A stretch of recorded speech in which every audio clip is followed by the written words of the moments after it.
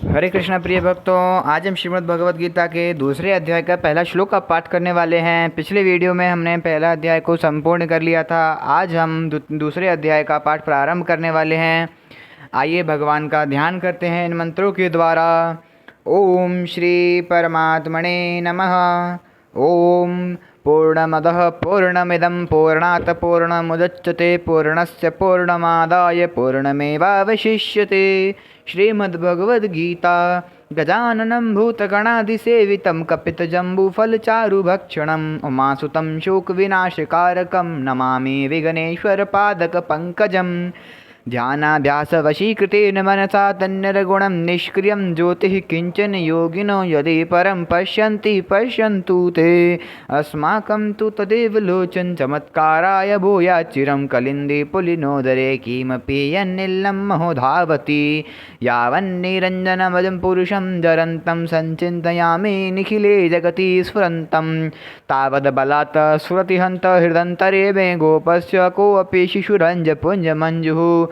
न वेद्यां येषां शरणमपि षण्ण च गुणाः परित्यक्ता लोकैरपि वृजनयुक्ताः श्रुतिजडाः शरण्यं दन्ते अपि प्रसिद्धगुणमाश्रित्य सुजना विमुक्तास्तं वन्दे यदुपतिमहमकृष्णमलजं। यस्य श्रीकरुणानवश्य करुणालिशेन बालो ध्रुवः स्वेष्टं प्राप्य समारधाम समगाद्रङ्कोऽप्यविन्दच्छ्रियं। याता मुक्तिमजामिलाधिपतिताः शैलोऽपि पूज्यो भवत् तं श्रीमाधवमाश्रित्यष्टदमहं नित्यं शरण्यं भजे। वसुदेवसुतं देवं कंसचारुणमर्दनं देवकी परमानन्दं कृष्णं वन्दे जगद्गुरुं। नारायणं नमस्कृत्य नरं चैव नरोत्तमं देवीं सरस्वतीं व्यासं ततो जयमुदीरयेत्। हरे कृष्ण कृष्ण कृष्ण हरे हरे, हरे राम राम राम हरे हरे। ओम श्री परमात्मने नमः। अथ द्वितीयोऽध्यायः। इस अध्याय का प्रारंभ से पहले हम अवतरणिका पढ़ेंगे। दुर्योधन ने द्रोणाचार्य से दोनों सेनाओं की बात कही, पर द्रोणाचार्य कुछ भी बोले नहीं। इससे दुर्योधन दुखी हो गया। तब दुर्योधन को प्रसन्न करने के लिए भीष्म जी ने जोर से शंख बजाया। भीष्म जी का शंख बजने के बाद कौरव और पांडव सेना के बाजे बजे। इसके बाद 20वें श्लोक से श्री कृष्णार्जुन संवाद आरंभ हुआ। अर्जुन ने भगवान से अपने रथ को दोनों सेनाओं के बीच खड़ा करने के लिए कहा। भगवान ने दोनों सेनाओं के बीच में भीष्म द्रोण आदि के सामने रथ को खड़ा करके अर्जुन से कुरुवंशियों को देखने के लिए कहा। दोनों सेनाओं में अपने ही स्वजनों को संबंधियों को देखकर अर्जुन के कौटुंबिक मोह जागृत हो गया, जिसके परिणाम स्वरूप अर्जुन युद्ध करना छोड़कर बाण सहित धनुष का त्याग करके रथ के मध्य भाग में बैठ गए। इसके बाद विषाद गमन हुए अर्जुन के प्रति भगवान ने क्या कहा, यह बात धृतराष्ट्र को सुनाने के लिए संजय दूसरे अध्याय का विषय आरंभ करते हैं। अब हम दूसरे अध्याय का पहला श्लोक पढ़ेंगे। संजय उवाच तं तथा कृपयाविष्टमश्रुपूर्णाकुलेक्षणं विषीदन्तमिदं वाक्यमुवाच मधुसूदनः। इस श्लोक का शब्दार्थ। संजय बोले तथा वैसी, कृपया कायरता से, आविष्टम व्याप्त हुए, तम उन अर्जुन के प्रति, विषीदंतम जो कि विषाद कर रहे हैं, और अश्रुपूर्णाकुलेक्षणम आंसुओं के कारण जिनके नेत्रों की देखने की शक्ति अवरुद्ध हो रही है। मधुसूदनः भगवान मधुसूदन, इदम यह आगे कहे जाने वाले, वाक्यम वचन, उवाच बोले। इस श्लोक की व्याख्या। तम तथा कृपयाविष्टम। अर्जुन रथ में सारथी रूप से बैठे हुए भगवान को यह आज्ञा देते हैं कि हे अच्युत, मेरे रथ को दोनों सेनाओं के बीच में खड़ा कीजिए, जिससे मैं यह देख लूं कि इस युद्ध में मेरे साथ दो हाथ करने वाले कौन हैं, अर्थात मेरे जैसे शूरवीर के साथ कौन से योद्धा साहस करके लड़ने आए हैं। अपनी मौत सामने दिखते हुए भी मेरे साथ लड़ने की उनकी हिम्मत कैसे हुई।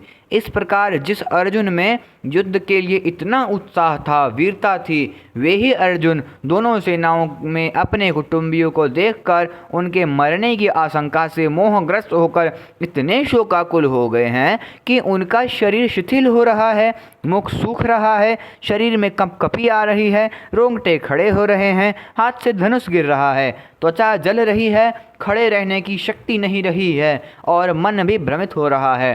कहाँ तो अर्जुन का यह स्वभाव कि न दैत्यम न पलायनम, और कहाँ अर्जुन का कायरता के दोष से शोकाविष्ट होकर रथ के मध्य भाग में बैठ जाना। बड़े आश्चर्य के साथ संजय यही भाव उपयुक्त पदों से प्रकट कर रहे हैं।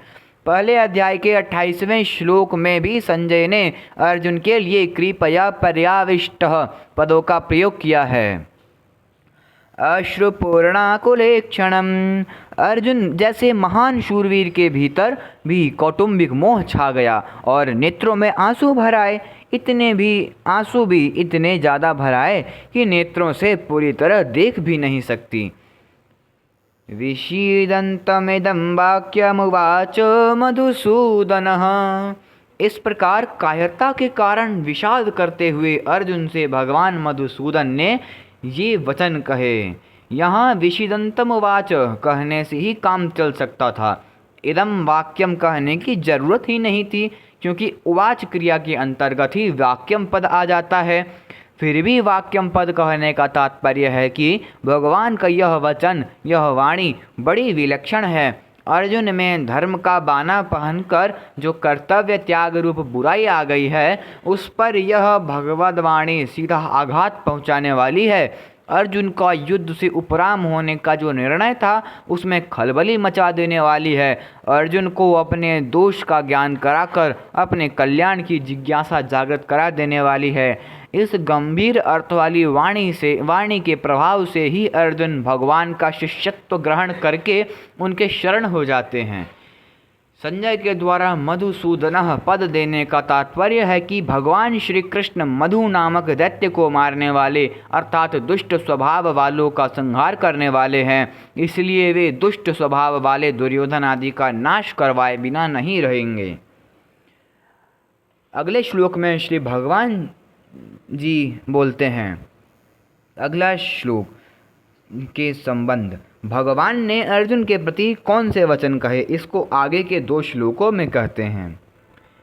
अगली वीडियो का श्लोक, श्री भगवान उवाच कूतस्त्वा कशमलमिदं विषमे समुपस्थितम् अनार्य जुष्टमस्वर्गमकीर्तिकरमर्जुन। हरे कृष्ण। अगर आपको वीडियो पसंद आए तो वीडियो को लाइक करें व चैनल को सब्सक्राइब अवश्य कर लें। डिस्क्रिप्शन बॉक्स में पिछले 3 श्लोकों का वीडियो है, वहां से आप देख सकते हैं। हरे कृष्ण, हरि बोल।